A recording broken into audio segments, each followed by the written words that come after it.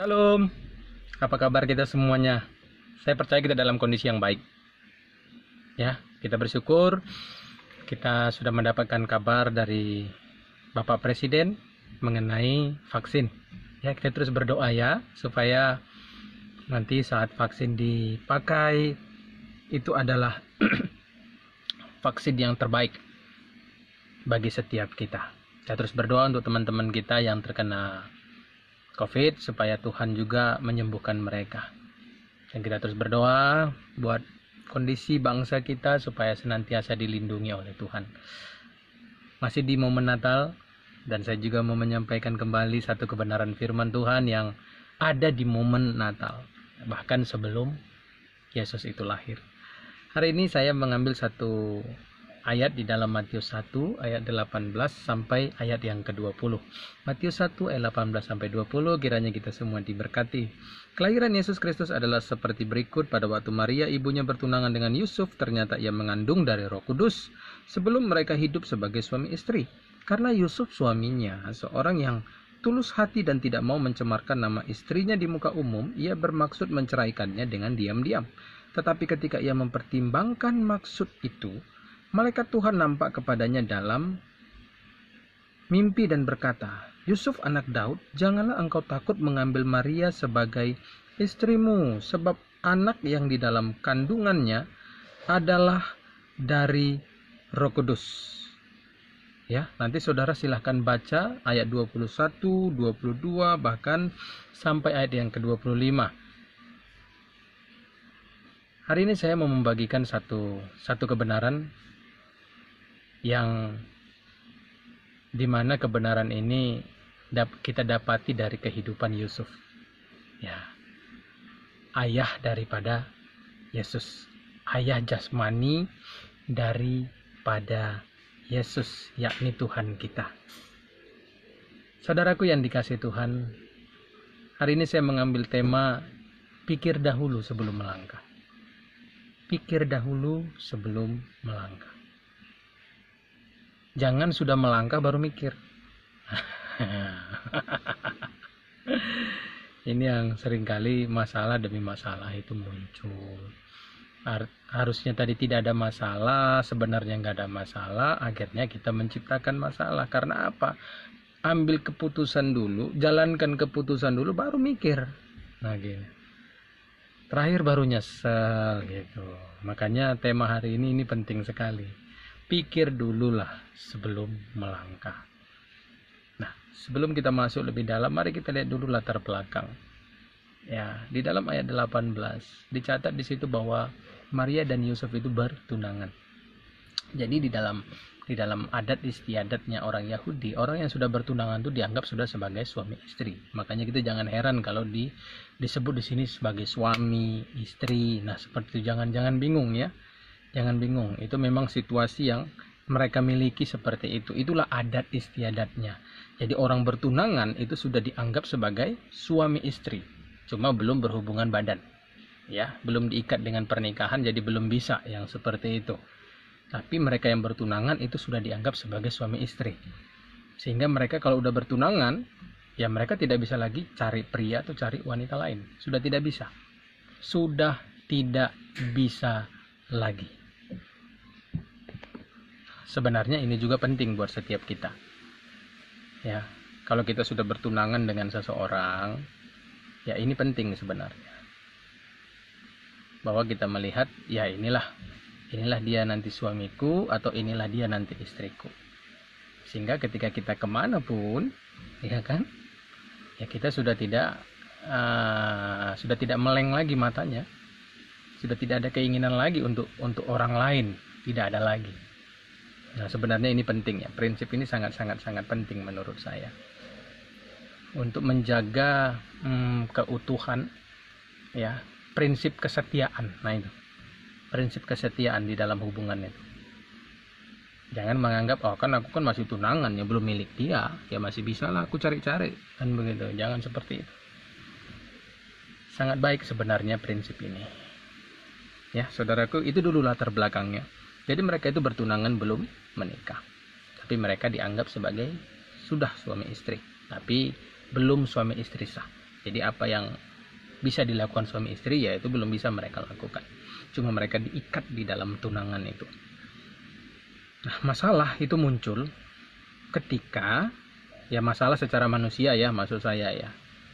Secara akal manusia ini masalah. Nah, waktu mereka bertunangan ya dikatakan di sini Maria itu sudah mengandung dari Roh Kudus sebelum mereka hidup sebagai suami istri. Jadi sudah mengandung. Jadi Yusuf itu belum apa-apakan dia kan karena status masih tunangan. Mau menuju pernikahan. Nah, seperti itu. Tapi Maria sudah mengandung. Bagi Yusuf ini masalah. Karena Yusuf kan tidak mengerti. Yusuf tidak tahu. Maria di sini tidak ya kalau saya lihat sih sepertinya Maria memang tidak cerita apa-apa. Kepada Yusuf itu dia tidak cerita apapun mengenai situasi dia. Jadi ketika dia berkata kepada malaikat, jadilah padaku seperti perkataanmu, dia benar-benar diam dengan situasinya. Dia pokoknya ikut aja apa kata Tuhan. Sehingga Yusuf itu pada saat situasi itu terjadi, ya dia di dalam kondisi secara manusia wajar dia bingung. Karena yang namanya wanita hamil, kan ini pasti ada hubungan dengan seorang pria. Kan begitu. Dia belum mengerti itu. Dia tidak mengerti sama sekali. Sehingga di dalam ketidakmengertiannya itu, ayat 19. Karena Yusuf suaminya seorang yang tulus hati dan tidak mau mencemarkan nama istrinya di muka umum. Yusuf ini orang yang baik sebenarnya. Tulus hati itu dalam bahasa aslinya itu benar adil. Ya, jadi dia ini orang yang hidup itu di dalam kebenaran. Gitu. Dia tidak mau menjadi pribadi yang salah di dalam melangkah. Makanya yang kedua dikatakan tidak mau mencemarkan nama istrinya. Bagi saya ini satu prinsip yang begitu baik. Ya, satu prinsip yang begitu baik. Mungkin di dalam pemikiran Yusuf pada saat itu, waduh jangan-jangan dia sudah selingkuh ini dari saya. Jangan-jangan sebelum bertunangan ini dia ada hubungan dengan pria lain. Namun dia tetap memiliki sikap bagaimana supaya Maria ini tidak rusak namanya di depan orang. Nah, seperti itu. Nah, ini satu prinsip yang menurut saya sangat baik sekali. Meskipun ya, ini di dalam ketidakmengertian. Ia bermaksud untuk menceraikannya dengan diam-diam. Menceraikan di sini bukan status suami istri ya, tetapi berpisah. Artinya memutuskan hubungan pertunangan tadi. Nah, bukan menceraikan status suami istri seperti sekarang kan banyak bercerai kan begitu. Nikah nanti cerai, gampang aja dia. Waktu nikah berfotonya luar biasa, seperti nggak akan terpisahkan. Tapi setelah menikah, urus jalanmu, kurus jalanku.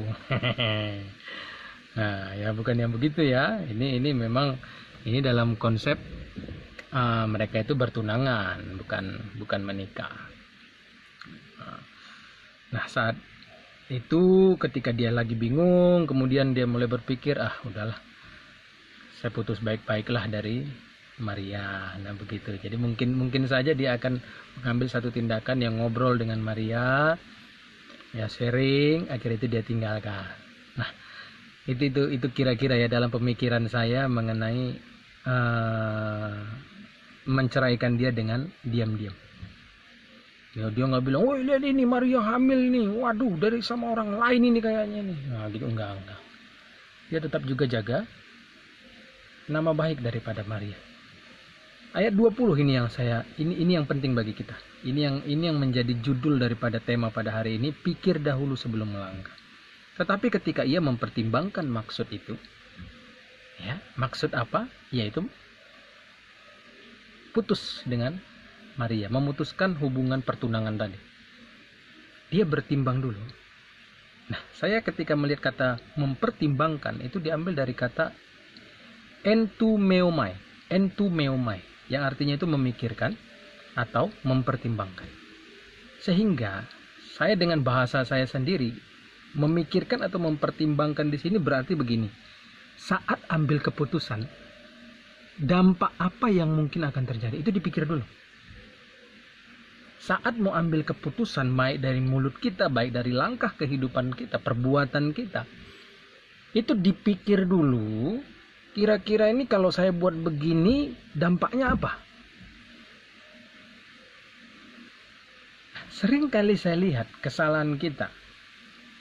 Ya, kesalahan kita itu ada pada melangkah dalam ketidakmengertian. Itu yang saya sebut tadi, melangkah, tidak mikir. Mikirnya telat. Nah, saat kita berbuat jahat kepada orang lain, contoh nih, ya, saat kita berbuat jahat sama orang lain, coba pikirlah sebelum kita mau berbuat jahat sama orang itu. Coba pikir. Apalagi kalau kita misalkan ada keluarga kita, coba dipikir baik-baik.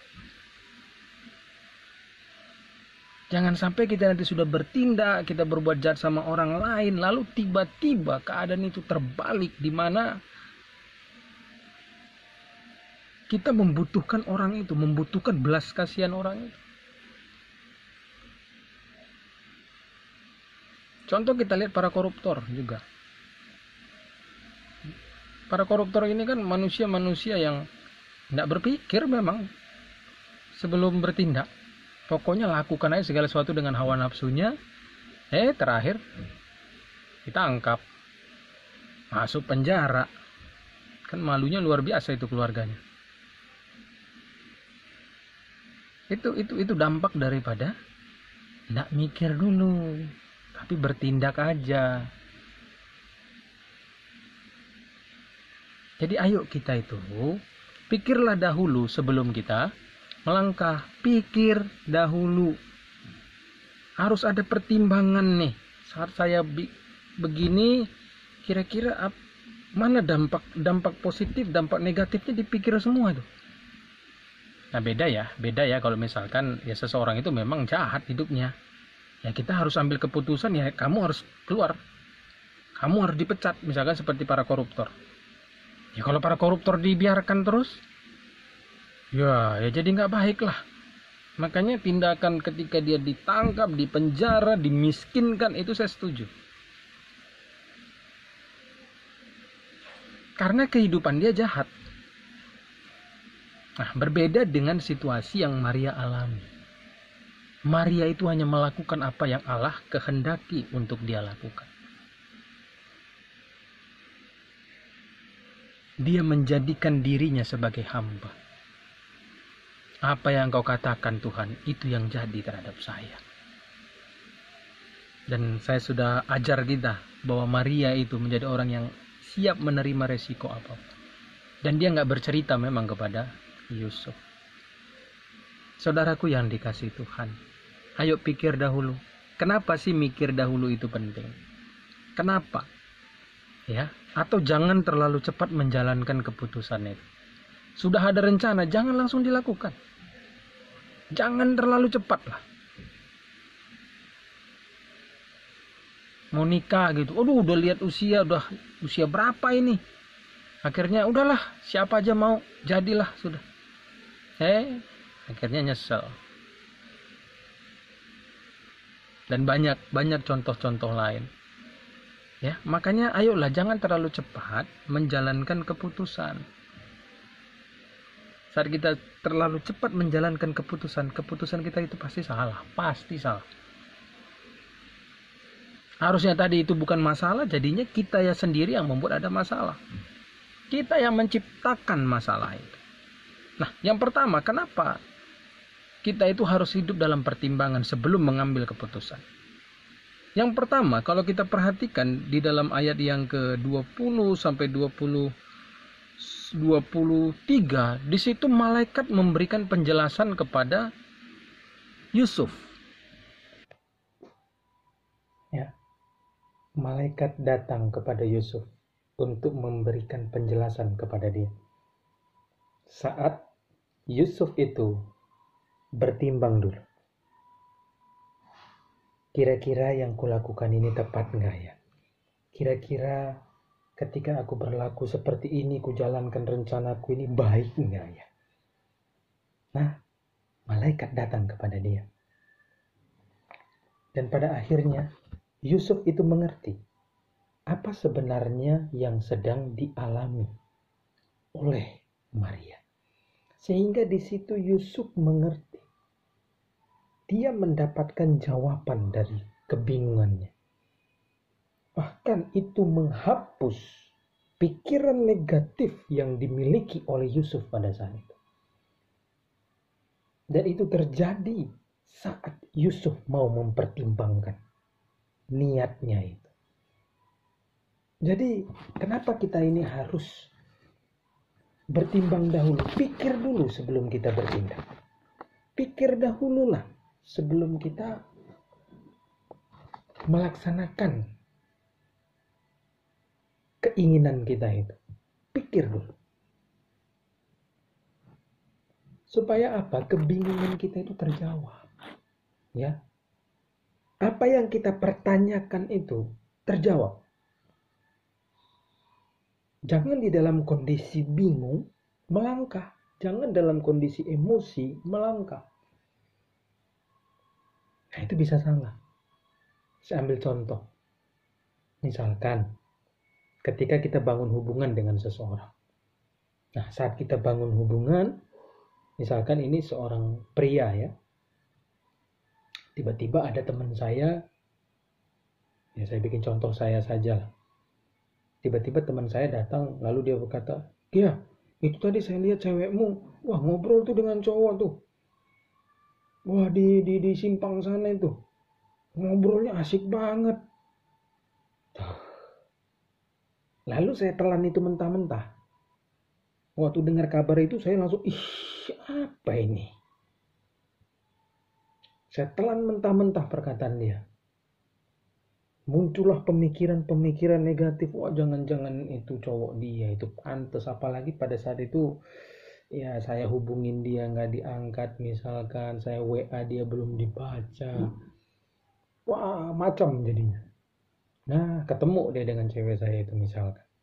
Wah, mulai saya berkata, dasar kamu memang perempuan begini. Saya dapat kabar seperti ini. Udah, putus kita. Itu yang saya maksud salah satu contoh. Kita tidak bertimbang dulu sebelum mengambil keputusan. Ya, setelah putus, baru mungkin cewek saya berkata begini.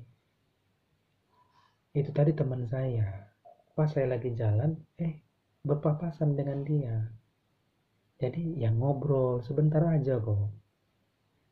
Nah, ya saya tadi sudah mikirnya selingkuh nih kawan. Padahal dia nggak selingkuh. Ya kawan, namanya juga teman. Ya teman dia kan bukan perempuan saja. Teman dia kan pasti semua ada juga laki-laki dan mungkin banyak laki-laki. Kan bukan berarti ketika dia ngobrol dengan laki-laki dia selingkuh, kan tidak. Ketika ambil keputusan putus, maka saya pasti akan menyesali itu karena saya merasa diri saya itu berdosa, salah aku menilai dia. Nah, demikian dalam perkara lainnya juga. Kalaupun kita dapat kabar A, B, C, D, pikir dulu lah. Karena dengan kita bertimbang, maka kita akan datangin orang yang diomongin. Kita tanya bagus-bagus. Sehingga jelas perkaranya. Sehingga jelas situasinya. Sebab saat kita itu menilai orang salah, kita itu sudah berdosa di hadapan Tuhan. Ya, dan ini menciptakan masalah yang sebenarnya nggak perlu ada. Biarlah di momen Natal ini kita kembali ya memiliki satu pola pemikiran bahwa apapun yang mau kulakukan, aku harus pikir dulu nih sebelum aku bertindak. Pikir dahulu. Nah, itu pertama, alasan pertama. Saat Yusuf dia mempertimbangkan dahulu maksud itu, maka Yusuf akhirnya ngerti. Oh, ternyata Maria enggak salah apa-apa. Ternyata pemikiranku yang salah. Ternyata saat aku bertentangan dengan Maria itu bukan sesuatu yang salah ternyata. baiknya si Maria ini. Ya, karena apa? Kebingungannya itu terjawab. Lalu yang kedua, saat kita itu menjadi pribadi yang hidup dalam pertimbangan, maka yang kedua adalah kita akan menyelamatkan baik kehidupan kita maupun kehidupan orang lain. Kalau saya lihat perkara kasus daripada Yusuf di sini, saat Yusuf mempertimbangkan maksudnya itu, lalu malaikat datang memberitahukan kepada dia situasi yang sebenarnya, bahwa sebenarnya Maria itu sedang melakukan satu visi Allah. Maka Yusuf akhirnya bertindak menyelamatkan Maria karena dia tidak meninggalkan Maria jadi. Ya. Dia menyelamatkan posisi Maria. Saudara coba kita bayangkan. Mereka itu hidup di kalangan orang Yahudi yang kuat dengan hukum Taurat. Kalau Maria mengandung tidak ada suami, bahaya Maria itu. Bisa dirajam batu, bisa dianggap berzinah itu Maria.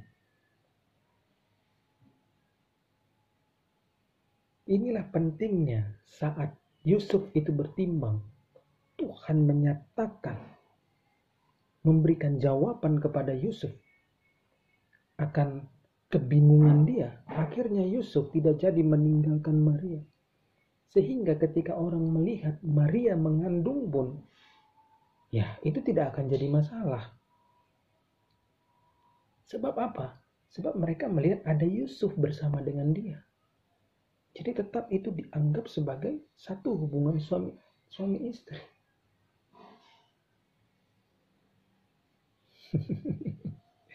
Ya, karena pada akhirnya mereka ya menikah. Akhirnya Yusuf itu mengambil dia menjadi istrinya. Dan di situ menutupi situasi daripada Maria. Maria yang tadinya dalam bahaya, akhirnya tidak di dalam bahaya. Inilah pentingnya kenapa kita itu harus pikir dulu lah. Ya, jangan terlalu cepat kita menjalankan keputusan kita. Pikir dulu, jangan nanti gara-gara keputusan yang kita ambil orang yang nggak bersalah itu justru celaka. Orang yang nggak benar justru dia tenang. Dan dia bertambah jahat. Nah itu. Orang yang tadinya nggak salah, lalu kita hukum karena kita nggak mikir dulu. Lalu dia sengsara, akhirnya dia bisa menjadi orang yang jahat. Nah, itu akan kembali Tuhan akan minta pertanggungjawabannya kepada kita. Baik, mari ya di momen Natal ini. Setiap kita sebelum menjalankan keputusan, timbang dulu. Karena pertimbangan itu akan menyelamatkan diri kita dan menyelamatkan orang lain. Contoh, misalkan di dalam pernikahan, tadi kan pacaran, ini sekarang pernikahan. Suatu kali itu saya pernah pangkas rambut. Nah, waktu saya pangkas rambut, jadi ini memang sudah tukang pangkas rambut saya waktu itu ya, dulu. Sekarang nggak tahu saya di mana orangnya lagi. Waktu saya dipangkas, saya tanya, ya abang udah married? Dia katakan udah punya anak. Lalu dia katakan sudah, saya udah punya anak. Pernah nggak bang bosan sama kakak di rumah? Saya bilang. Saya tanya. Dia bilang pernah saya bosan. Ya memang itu satu hal yang memang akan terdapat di dalam pernikahan. Karena setiap hari ketemu kan, sifat aslinya keluar semua tuh. Mau mundur udah nggak bisa kan begitu. Lalu saya bilang begini sama dia, bang, apapun yang terjadi antara abang dengan kakak, tolong lihat anak ya, saya bilang. Tolong abang lihat anak. Jangan gara-gara ego abang dan ego kakak, anak terlantar, saya bilang. Anak menderita. Begitu banyak kita lihat pernikahan. Ya, yang memang dasarnya, ya maaf saya katakan maaf ya, sebenarnya tidak mengerti apa itu pernikahan. Cuma nikah ya nikah, udah punya anak, kemudian misalkan ya dia cerai, loh gimana? Yang menderita siapa coba? Menderita anak juga. Sehingga apa? Ketika kita bertimbang nih, kita menyelamatkan diri kita. Ya kalau saudara yang menikah, sehancur apapun situasi pernikahan saudara ataupun saudari, bertimbang dulu lah. Apalagi kalau udah punya anak, bertimbang benar-benar. Jangan gara-gara keputusan saudara-saudari, anak saudara-saudari itu menderita dan hidupnya jadi tidak karu-karuan.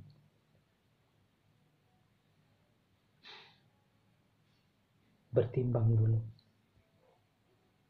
Karena sebenarnya segala sesuatu bisa diperbaiki.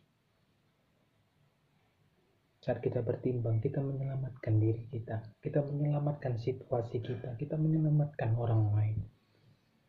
Namun saat kita tidak mau bertimbang, udah pokoknya aku maunya begini aja. Percayalah masalah akan muncul. Padahal tadi masalah itu bisa diredam, bisa diselesaikan dengan baik. Ini penting. Hal kedua yang penting, kenapa jangan terlalu cepat menjalankan keputusan? Kenapa kita harus pikir dahulu sebelum kita melangkah? Lalu yang ketiga, ketika kita itu tidak terlalu cepat untuk menjalankan keputusan kita, maka keputusan yang kita ambil akan menjadi tepat. Karena di dalam pertimbangan itu, akhirnya kita melihat, kita menerima jawaban. Nah dari situlah kita baru bisa mengambil keputusan yang tepat sekali. Yusuf akhirnya mengerti bahwa ketika dia bertunangan dengan Maria itu bukan keputusan yang salah. Ternyata Maria itu bukan wanita yang jahat. Ternyata Maria itu wanita yang baik. Dia tidak salah pilih seorang wanita untuk menjadi pasangan hidupnya. Walaupun di sini dikatakan tetapi dia ayat 25 tetapi tidak bersetubuh dengan dia sampai ia melahirkan anaknya laki-laki, yaitu Yesus. Dia tunda dulu hal itu sampai kelahiran Yesus. Mari kita bertimbang dulu supaya kita akhirnya memberikan satu keputusan yang tepat dalam hidup kita. Saya bicara di sini dalam segala situasi. Mau menikah dengan seseorang, timbang dulu, pikir dulu. Ya, jangan lihat karena kaya, lihat karena dia banyak gaya. Udah, nikahlah sama dia. Perhatikan itu begitu banyak orang kaya, gaya, tampan dan segala macam. Terkenal lagi dia. Tapi begitu gampang cerai tuh. Nah itu. Begitu cerai dengan gampang ya sudah tidak cocok lagi. Jadi nikah itu hanya cocok mencocokkan. Ya. Kenapa saya arahkan kepada dunia pernikahan? Karena ini kan dunia pernikahan. Ya, jadi ini pesan Natal sebenarnya khusus untuk dunia pernikahan nih. Yusuf dan Maria itu berada dalam dunia pernikahan. Sehingga saya hanya mau ingatkan kepada Bapak Ibu, saudara-saudari yang sudah menikah. Ayo lihat ini. Ini pesan Natal buat saudara semuanya. Kalau saya kan tidak, saya belum menikah. Tapi ini menjadi pelajaran penting. Ya, jangan ambil keputusan dengan emosi. Pikir baik-baik dulu. Jangan justru saat mengambil keputusan tanpa berpikir, justru masalah itu yang muncul. Masalah baru yang muncul. Akhirnya nggak bisa diperbaiki lagi. Ya. Kalau kita mau mengambil satu keputusan yang tepat, perlu pertimbangan dulu. Perlu pertimbangan dahulu. Jangan dengan nafsu kita mengambil keputusan. Jangan dengan nafsu kita mengambil keputusan. Kiranya firman ini memberkati kita semuanya. Ini pesan Natal memang khusus untuk dunia pernikahan. Tapi ini juga untuk kita semuanya. Supaya dalam hidup ini kita pikir dahulu sebelum melangkah. Pikir dahulu sebelum melangkah. Selamat Natal buat kita. Tuhan Yesus memberkati kita semuanya. Amin.